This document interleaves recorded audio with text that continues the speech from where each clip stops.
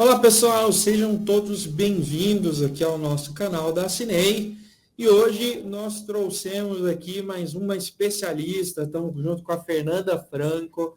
A Fernanda é executiva lá da V4 e hoje a gente vai abordar um tema aqui bastante importante para os nossos clientes da distribuição, para quem atua aí no ramo de sementes, de máquinas agrícolas, que são as duplicatas e como é que esse instrumento de crédito ele pode ser utilizado aí no agronegócio como uma opção barata de oferecer crédito para os produtores rurais, uma opção fácil e também uma opção também de servir aí para melhorar o fluxo de caixa da sua loja agrícola, da sua revenda. E agora eu vou deixar aí com a Fernanda, né? Eu sou o Doni, sou coordenador de operação aqui da Assinei, que é um dos produtos da Aliari. Fernanda, fica à vontade para você se apresentar. Bem-vinda aí ao nosso canal. Acho que é um prazer poder trazer uma pessoa, né, como você que está falando hoje da Europa, né? Especialmente da Europa, para poder abrilhantar aqui a nossa live. O tema é tão bacana, tão atual, né, para o setor, que eu interrompi minhas férias para falar um pouquinho aqui com vocês. Um prazer estar aqui, poder tentar contribuir um pouquinho num tema tão importante, né, para o nosso segmento. Excelente. Fala um pouquinho aí sobre você, Fernanda, um pouquinho da sua experiência aí, como é que a V4 está atuando no agro, né, como é que Isso, você então, chegou até aqui. na verdade, a V4 é uma empresa focada em reestruturação, tá? Num todo, e a gente atua fortemente no agronegócio, tanto na parte do produtor como do credor, né? De quem fomenta o segmento. Então, é inquestionável que o produtor rural hoje ele carece de uma profissionalização, ele carece de boas governanças, práticas, e o que acaba dificultando um pouco essa tomada de crédito hoje, né, que a gente vem falando tanto dessa necessidade de crédito para o agronegócio, só que o produtor rural ele não está preparado, né, principalmente para as novas linhas de crédito, um crédito mais sofisticado que hoje tem no mercado. Então, a nossa intenção é atuar com o produtor rural, tornando legítimo para a tomada desses créditos. Então, a gente faz todo um trabalho de profissionalização, a gente terceiriza toda a parte dele de CSC, financeiro, contabilidade, contas a pagar, RH, e também na parte das operações estruturadas. E quando a gente fala do credor, né, de quem de fato coloca o dinheiro lá e fomenta, no caso as sementeiras, as distribuidoras, a gente apoia e dá suporte em toda a estruturação desse crédito, né? A gente brinca que a Vetro vem para dar um match entre o produtor e o credor. Então, sobre o aspecto do credor, a gente oferece, apoia, né, numa garantia mais estruturada, no monitoramento da operação, no monitoramento administrativo, seguro, auditoria. Então, a gente garante toda a estrutura do dinheiro, desde que sai do credor até o produtor. Então, a V4 veio para dar um match, apoiar de forma indireta, fomentando o agro. E você é advogada, Fernanda?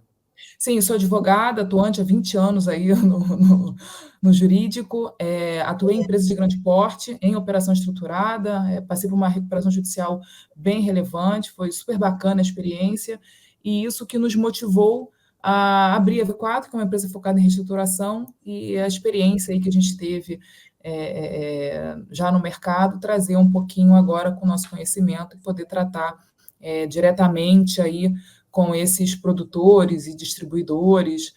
Então, Fernanda, legal, você falou dessa questão de crédito, né? Realmente a gente, uma das dores aqui que a gente vê da distribuição é estruturar esses departamentos de crédito, né? Então, tem Exato. muita empresa que ainda está iniciando, então, dos nossos clientes a gente vê muito isso, fazer com um contrato de compra e venda, e a gente trouxe a questão da duplicata até mesmo para falar sobre essa formalização do crédito.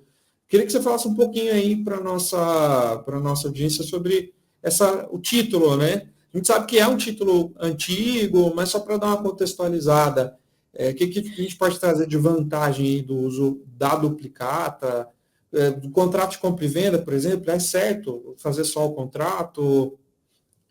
Na verdade, a duplicata ela é bem antiga, né? Ela é a Lei 5474 de 68. Ela é um título de crédito causal, né? Então, quando a gente fala que é um título de crédito causal, ela é específica ao que o legislador previu na lei. Então, ela é proveniente de relações mercantis, compra e venda de mercadoria, prestação de serviços.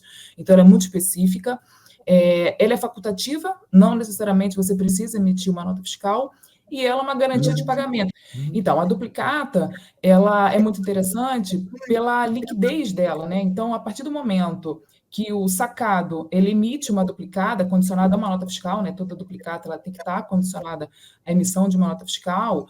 É isso. A duplicata ela é muito específica, né? Ela é regulamentada pela Lei 5474 de 68. Ela só existe no Brasil. E ela tem 3 características, né? Ela é causal, né? Ela vem pela proveniente de relações mercantis, compra e venda de mercadoria e prestação de serviços. Ela é facultativa, não é obrigatória, não necessariamente você precisa emitir uma duplicata mediante a emissão de uma nota fiscal, e ela é uma obrigação de pagamento, né? Então, você garante ali que vai ter o pagamento daquela obrigação, tá? Então, a duplicata acaba sendo uma ferramenta, um título de crédito muito utilizado no agro, porque ela é menos burocrática, ela é mais rápida e ela é mais fácil. Até assim, dessa questão, nós temos muito clientes que eles emitem duplicata e também eles têm um contrato de compra e venda. Isso é obrigatório? Por exemplo, vamos imaginar lá que eu tenho um limite lá com o meu cliente de R$ 10.000, ele buscou uma peça, um determinado produto na loja, eu tenho que necessariamente fazer o contrato e a duplicata ou pode ser só um e outro? Isso para garantir o crédito, no caso dessas Na operações. verdade, para garantir o crédito, a duplicata ela é melhor, né? O contrato de compra e venda, não necessariamente você consegue executá-lo, né? É um pouco mais sensível à execução desse contrato de compra e venda. Quando eu falo de duplicata, a duplicata, você consegue uma execução melhor e mais rápida e mais efetiva no caso de inadimplemento. Então, você consegue protestar a duplicata em caso 90 dias após o inadimplemento dela, e você consegue executar, entrar com uma ação judicial de execução de duplicata. Então, ela é uma ferramenta mais segura e mais eficaz de cobrança de um possível inadimplemento por parte do comprador. Eu não sei se você já atuou nessa estruturação assim, de processo de crédito, mas a gente tem muito distribuidor que fica na dúvida, né? Eu já peguei o caso aqui de uma grande cooperativa, grande mesmo, 10 mil cooperados ali, que eles só faziam com um contrato de compra e venda e estavam tentando migrar para CPR ou para duplicata. Tem que ter o que você recomenda, assim, se for estruturar um processo desse interno, tem que ter alguma coisa a se observar, é importante ter alguma empresa para apoiar nesse processo. Eu sei que o caso da CPR tem confecção de minuta, contrato também, né? Sim, sim, a CPR ela é muito mais formal, né? A duplicata não. A duplicata você tem um livro, eu estou falando da duplicata antiga, né? A gente tem a duplicata eletrônica, né? Que veio em 2018, aí, uma forma de regulamentar a duplicata eletrônica, que é a escritural, né? Que a gente fala duplicata escritural, que pouco se fala nela. Utiliza-se mais a duplicata no papel, aquela antiga lá de 68. Então, quando a gente fala da duplicata antiga, né? Existe um livro onde você escreve ali a duplicata, é um papel mesmo, e você manda para quem está comprando aquela mercadoria ou tomando o serviço. Então, tem o aceite, né? Quem está tomando o serviço ou comprando a mercadoria, ela registra o aceite da duplicata em 10 dias e dá a devolutiva para o credor, tá? Quando a gente fala da duplicata escriturária, ela é toda eletrônica, né? Então, os atos cambiais são feitos dentro dessa ferramenta, uma ferramenta específica onde ela é autorizada pelos órgãos do governo, tudo. Então, todos os atos cambiais vão correr dentro dessa ferramenta eletrônica. Então, a duplicata ela deixa de ter essa exigência do papel e ela passa a ser toda nesse meio eletrônico. Eu sei uma coisa que você tinha comentado aí comigo, que vocês têm uma experiência grande nessa parte de falência, recuperação judicial, né? Muitos distribuidores, depois que passou esses problemas climáticos que a gente teve, né, ano passado, esse ano, então é um medo recorrente de ter ali o crédito frustrado por causa de recuperação judicial, né, do produtor rural. Não sei como é que vocês veem esse cenário aí, se realmente isso é um problema. Duplicata tem alguma preferência lá, o crédito? Como é que ele consegue receber isso? Não, a duplicata não tem preferência, tá? Pelo contrário, ela é listada na recuperação judicial, ela entra na classe dos quirografários, então, de fato, sim, seria um problema para quem emite uma duplicata, né? Só que se você parar para pensar, para que se emite uma duplicata? Então, você emite a duplicata para que você consiga liquidar, né, aquilo e ter um crédito mais rápido, né? Você antecipa um recebível, uma venda a prazo, então você vai numa instituição financeira e você entrega aquela duplicata e você recebe o dinheiro com desconto. Então, é um dinheiro mais direcionado para o seu fluxo de caixa, para pagamento de conta, e não necessariamente fomento do setor, né? Quando eu falo de recuperação judicial, o medo que o setor está aí das recuperações judiciais, né, por essa incerteza do que está acontecendo com os produtores, são produtores, pessoas físicas, estão se inscrevendo para virar pessoas jurídicas para entrar com a RJ, sem ter que comprovar os 2 anos de atuação regular como produtor rural, aí a gente fala de CPR, que é um crédito mais seguro, porque legalmente ele é excluído da recuperação judicial. Por quê? Porque quando você faz uma CPR, você está cedendo o crédito, é uma cessão fiduciária daquele crédito. Então, você não tem mais a titularidade, né, daquele crédito. Então, por isso que ela não é listada numa recuperação judicial, ela é considerada um crédito extraconcursal. Já tem decisões muito interessantes do tribunal, né? Quando a gente fala em primeira instância, que são os tribunais, as varas de origem, tem muito tribunal que não tem vara especializada, então acaba tendo juízes muito regionais, tendo que tratar um tema muito específico, então pode ter decisão desfavorável, entendendo que a CPR é um crédito concursal. Mas quando a gente vai para o âmbito dos tribunais, os tribunais já estão bem pacificados, esclarecidos de que a CPR ela não trata um bem essencial de capital, aquilo ali não está dentro da cadeia produtiva do produtor rural. Então, ele é um crédito extra concursal, então ele é mais seguro. Tá? Então, aí que se questiona se é um remédio adequado à recuperação judicial para o produtor rural, uma vez que os créditos dele, né, os créditos que ele toma, em sua maioria são extra concursais, porque ele paga com a safra, né?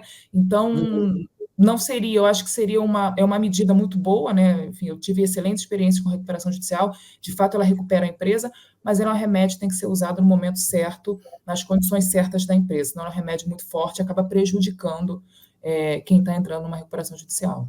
Sim. Acaba que, então, para o distribuidor vai ter que pesar muito ali também, né? Qual que é o tamanho daquele crédito, qual que é o relacionamento que ele tem também com o produtor rural no campo, o risco que ele tem, né? O risco daquele produtor, o score dele, para pensar se ele vai ter um crédito via duplicata com menos garantia, né? Porque acaba que ele não vai ter uma garantia. Não exige, né? Imóvel, por exemplo, né? Do que ao invés de fazer com a CPR, né? Por mais que seja um pouco mais complexa também, né? Eu acho que o grande problema hoje é a falta de previsibilidade de risco. Você falou a palavra certa. Essa falta de previsibilidade de risco, ela está dificultando essas linhas de crédito, né? A utilização dessas ferramentas de crédito. Então, justamente a gente está atuando nisso, né? A V4 veio para atuar nessa parte de estruturação dessas operações e ajudar o produtor a conseguir se estruturar e ter uma melhor previsibilidade de risco para a tomada desse crédito. Então, se tratando de distribuidoras, de sementeiras, eu acho que a duplicata é um excelente remédio quando eu falo em antecipar um recebível num médio prazo, curto médio prazo, né? E, obviamente, não valores muito grandes. Então, eu consigo ir numa instituição financeira, num FDIC, e entregar essa duplicata e fazer o recebível ali, conseguir aquele dinheiro mais rápido para fomentar ali, para colocar na empresa, enfim, para melhorar o fluxo de caixa, né? Alavancar o fluxo de caixa da empresa. Agora, quando eu falo de estruturas mais longas, né, de operações mais longas, aí eu acho que a CPR ela adequa melhor, porque ela tem estruturas de garantias melhores. A lei do agro aí veio para esclarecer muito e deixar muito... ela está ajudando muito essa parte de estruturação do crédito para o agro. Então, a lei veio ajudar bastante nessa relação, desburocratizou a tomada de crédito do produtor, né? Hum. Bom, tem uma questão também que eu acho que é importante a gente colocar aí, que é uma coisa que a gente resolve aqui na Assinei, que é das assinaturas, né? E às vezes o distribuidor vem com muitas dúvidas aí, porque, por que é obrigatório assinar? Tem que assinar a duplicata, tem que assinar o canhoto da nota, se eu não assinar, o que que acontece? Qualquer pessoa pode assinar, porque às vezes lá, geralmente, quando chega lá na fazenda, às vezes quem está lá é a secretária, o caso do canhoto da nota. Ou a duplicata nem sequer é assinada, porque geralmente o produtor chega lá na caminhonete zona dele, e às vezes esquece, isso não chega até ninguém, se perde. Eu queria que você pontuasse um pouquinho dessa questão. Precisa de validade jurídica? Precisa da assinatura? Se eu não assinar, o que acontece? Tem risco de ter esse crédito frustrado? Olha, eu sou advogada, né? Então eu sempre vou falar que tudo tem que ser assinado, tudo tem que ser lido, tudo tem que ser assinado. Mas quando a gente fala de duplicata, sim, seria muito importante ter o aceite escrito e assinado lá na duplicata pelo comprador, né? Mas existem casos em que o aceite ele não é escrito lá, assinado e devolvido. Muitas Uhum. vezes tem o aceite por presunção.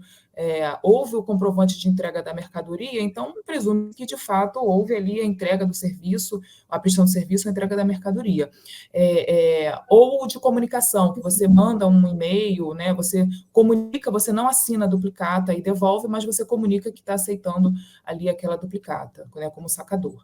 Então, assim, a orientação é que sempre seja assinada, mas se não for assinada, que tenha ao menos a assinatura do canhão da nota fiscal. Isso é imprescindível para você conseguir protestar e futuramente executar aquela duplicata na justiça, né? Então, assim, sempre prezar pela assinatura da duplicata e da nota fiscal. Então, assim, quanto mais você se prevenir, né? Quanto mais você tiver a validação e assinatura dos documentos, mais fácil é de executar lá na frente.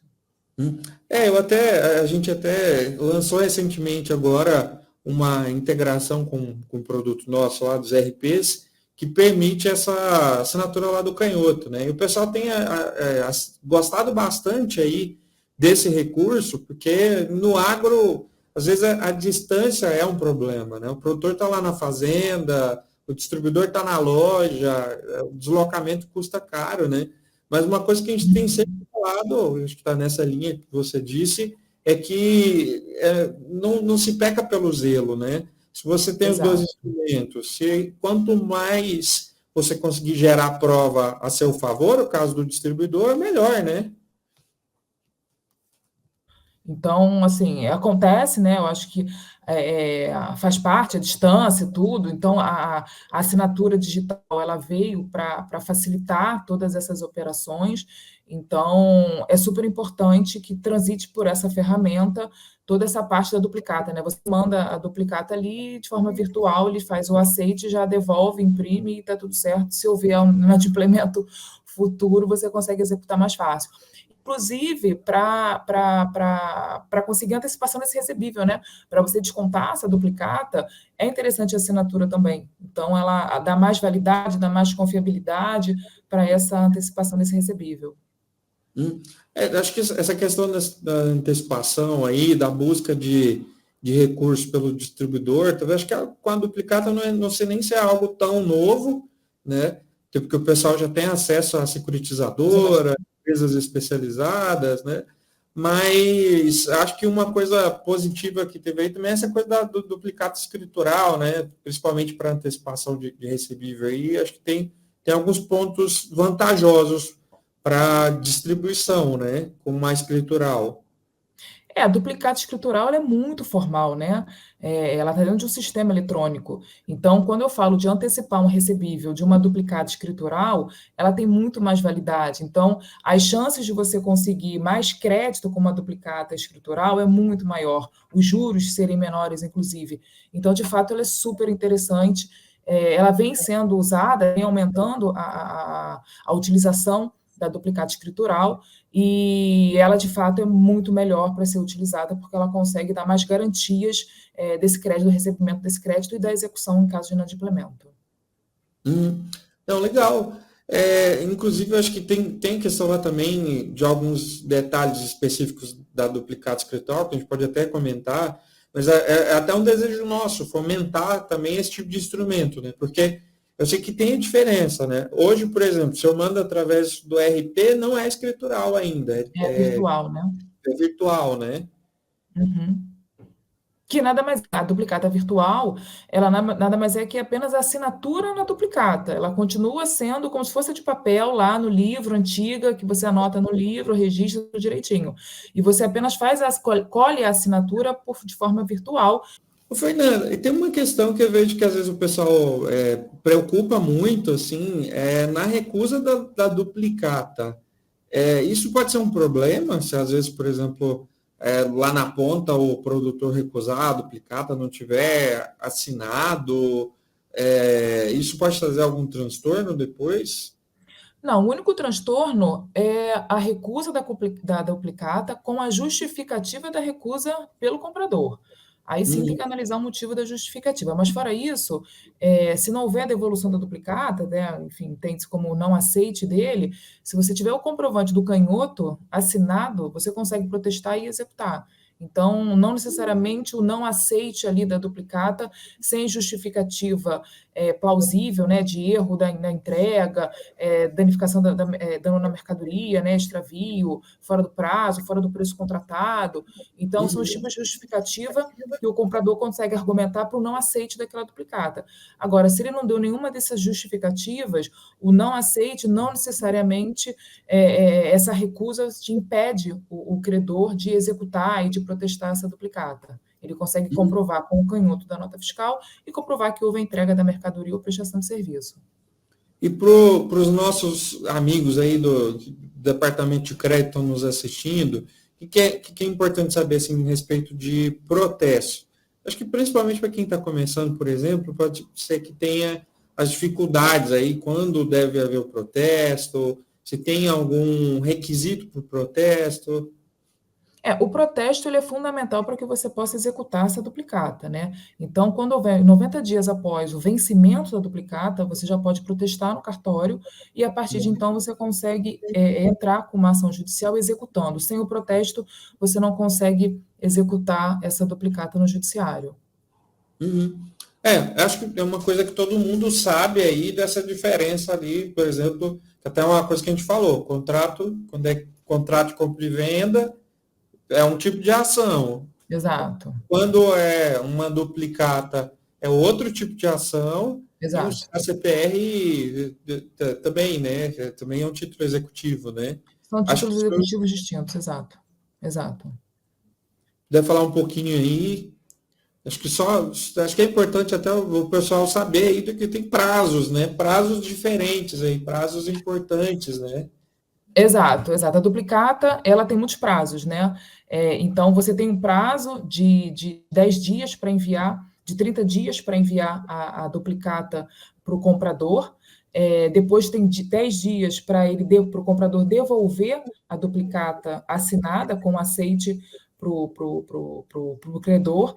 E o protesto vem, você precisa protestar essa duplicata em até 90 dias após o inadimplemento dessa ordem de pagamento, né, dessa obrigação de pagamento. Então, de fato, ela tem prazos mais curtos, então você consegue controlar mais essa operação, né, esse título de crédito, você consegue, e ela caduca em 3 anos, né, então você tem até 3 anos para executar. Se você não executar, ela caduca e você não consegue mais executar judicialmente essa duplicata. No agro, a gente tem um negócio que é bem interessante, que o pessoal faz muito nas lojas lá. Às vezes você combina lá com o produtor que ele tem um X valor de crédito e ele pega o produto na loja para pagar lá na safra, ou então fazer pagamento em 2 prestações, né? Nesse caso, precisa emitir mais de uma duplicata? Como é que funciona? É uma única duplicata? É uma única duplicata, isso, uma única duplicata. Então, você consegue, a cada nota fiscal, você tem uma única duplicata. Então, para cada nota fiscal emitida, uma nota fiscal, uma duplicata emitida. Então, uma nota fiscal, uma duplicata. Agora, a forma de pagamento, parcelado, tudo isso não difere. Você tem apenas uma duplicata para garantir toda aquela operação e o pagamento. Não, legal. Você comentou também essa questão lá de ser importante para o fluxo de caixa também. Uma coisa, pelo menos que eu penso assim, né? Você confirma se eu estou pensando certo. Eu acho que um instrumento como esse, ele é melhor, assim, ele é legal para esse tipo de crédito mais rotativo, mais fácil, até para também para ter esse registro e ter fluxo de caixa, ter mais previsibilidade, né, de pagamento ali. Que você tem, se eu já fiz uma boa análise de crédito, sei que aquele produtor tem um bom perfil, eu costumo negociar com ele e instrumentalizo isso, acho que dá uma previsibilidade de caixa. Eu sei que eu vou receber, né? E se eu não receber também, eu posso antecipar isso daí, para virar dinheiro para poder negociar mais também, né? A ideia é você antecipar antes de qualquer inadimplemento, né? Antes do prazo de pagamento da duplicata. Então, a intenção é você emitir a duplicata ali de 30 dias após o faturamento da mercadoria, do serviço prestado. Você desconta essa duplicata para você fazer um fluxo de caixa, então você consegue alavancar o seu caixa, mas cedendo para a instituição financeira, para o FDIC, ele passa a ser o novo detentor daquele direito creditório, né? Então você não faz mais parte daquela relação, você endossa ali na duplicata, você está cedendo esse título de crédito para o banco, né? Então ele passa a ser o novo credor, ele que vai cobrar lá do comprador o adimplemento dessa obrigação de pagar. A duplicata, ela precisa de que o endosso seja autorizado lá pelo credor? Não precisa de autorização, não. Ah, legal, excelente. O que mais que você consegue falar para nós aí, que você está no fundo do coração aí, que você quer trazer, que às vezes uma percepção de vocês aí da V4 sobre o mercado, esse cenário de crédito também. A gente vem falando bastante de crédito, então a gente está apoiando bastante aí o produtor e o credor, né? Então a nossa intenção é fazer com que o crédito chegue no produtor.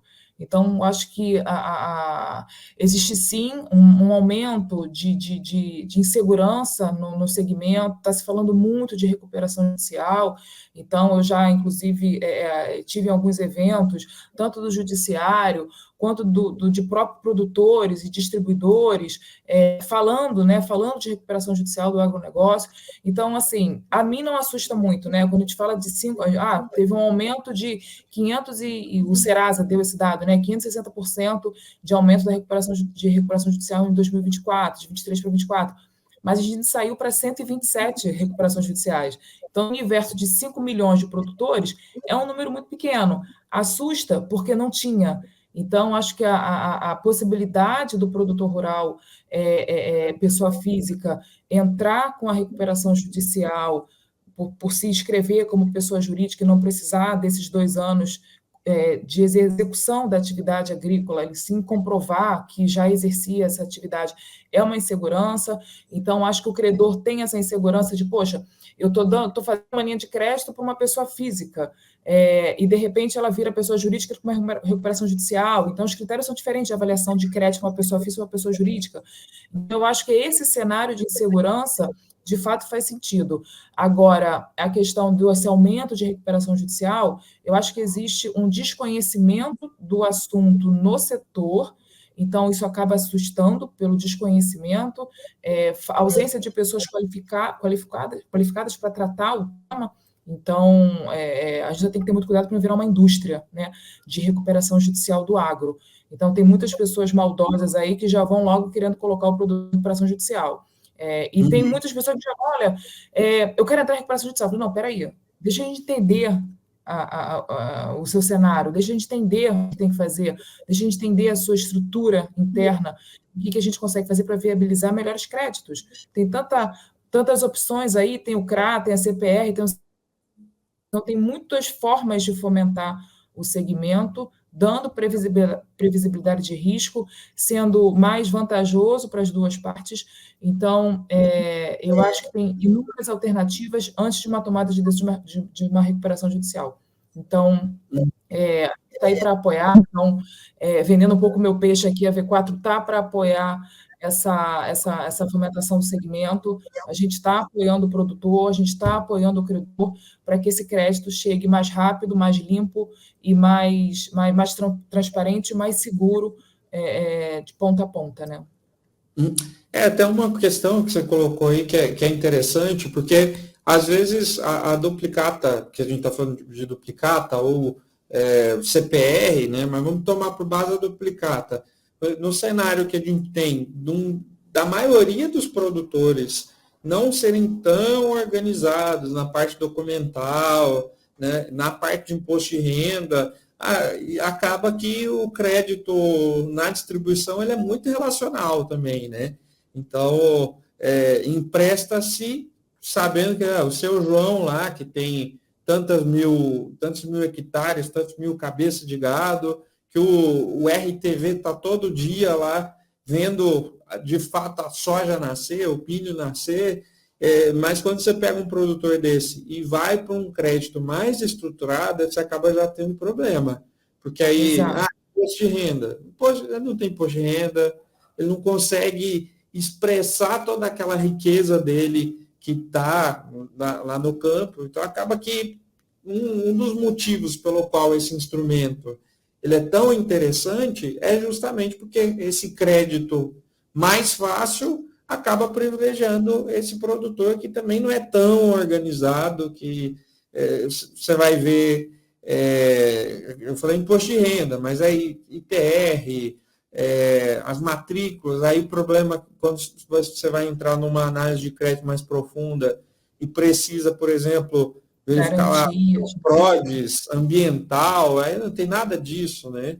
Então, eu vejo que tem essa vantagem do instrumento, a facilidade, principalmente para créditos mais fáceis, para o rotativo do dia a dia ali. Pegar um bolo de arame, para pegar um defensivo de um valor mais baixo, né?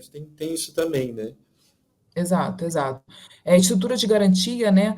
Então, acho que o produtor daqui para frente, ele precisa se profissionalizar para que ele consiga tomar melhores créditos. O produtor daqui para frente, ele precisa se profissionalizar pelas novas modalidades de crédito que tem.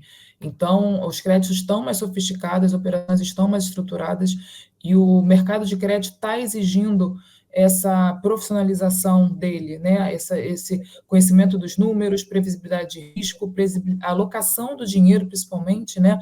O credor garantir que ele está dando aquele dinheiro que, de fato, é para o custeio, para colocar ali na produção, na plantação, na produção de soja, que seja, né? Não o desvio da finalidade, inclusive, daquele crédito, né? Que eles estão cedendo ali na operação. Então, existe essa necessidade urgente do produtor se profissionalizar para que ele tenha mais facilidade nessa tomada de crédito. Sim.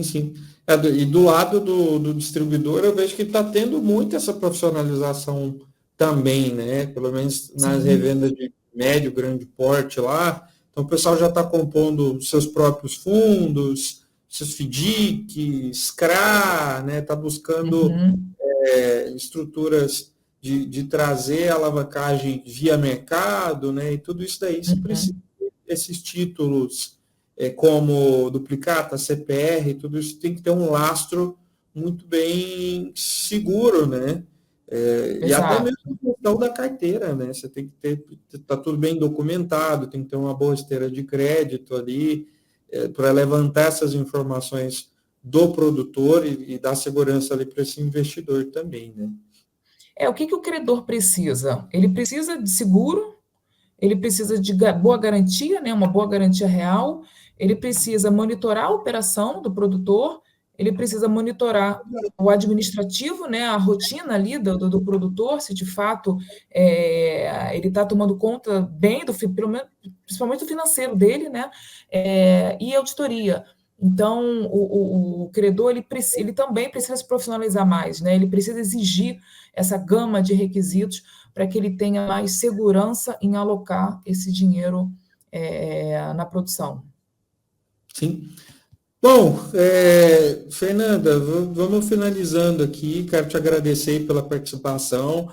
Para quem está nos acompanhando, só lembrar aí que a Assinei é uma solução da Aliari que veio para apoiar o distribuidor apoiar o lojista a ter mais segurança jurídica aí nas suas relações que exigem a gestão de assinatura, a coleta de assinatura no campo, né? E também lá, através da CPR, na confecção desses instrumentos e na gestão também, né? Principalmente para as revendas que já têm um nível de compliance maior, que tem processos de aprovação, que precisam fazer o registro junto lá à B3, na SEC. E logo, logo a gente também quer trazer a duplicata escritural. Então, quem está nos assistindo aí tem interesse em conhecer mais sobre duplicata escritural, acha que faz sentido aí para a sua revenda.